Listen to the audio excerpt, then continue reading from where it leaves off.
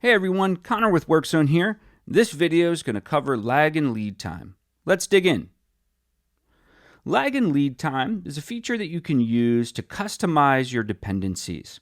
For example, let's say that this follow-up task should happen 1 week after this approval task ends. However, we still need them to be dependent or to share a dependency.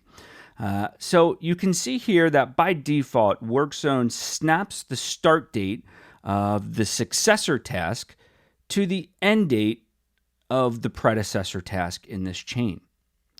Now, let's say I want to add that lag time. I'll click here on the dependency to edit it, and you'll see up here at the top the predecessor task displaying with a double-sided arrow next to it. And if I click there, that's where I can add lead or lag time. Now, if I want to add lag time, which would be a gap in between when that predecessor task ends and the successor starts, I'll need to add a positive value. So I'll go ahead and say 5 working days, and I'll hit done.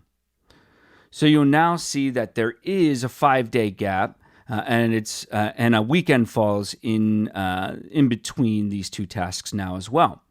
So what I like to do to better visualize this 5 days of lag time is jump over to the Gantt chart view. Here you'll actually be able to see that reflected. We have the end of the approval task, 1 day, 2 days of lag time. There's then a weekend, and then the next 3 days of lag time there, and the start of my follow-up task. Now, the nice thing about this is if I shift this approval task, that 5 business days of lag time is still going to be retained here between these two tasks. So next up, an example of lead time. So lead time is going to be the opposite, right? It allows you to have the successor task start while the predecessor task is still taking place.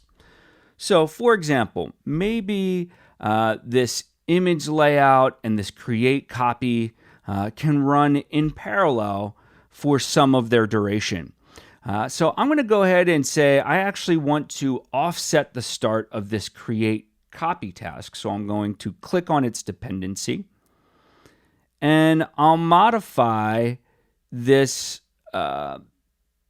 lead and lag time here, and this time with a negative value. So I'm just going to say, 3 days of lead time and hit done.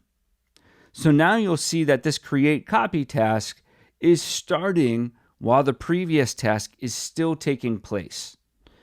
And jumping back over to the Gantt chart to better visualize that, you'll see that reflected here. For questions about these topics or any other topics in Workzone, please feel free to reach out to our support via chat or email. You can find our contact information listed in your Workzone site under our help menu, represented by the question mark in the upper right-hand corner of your site.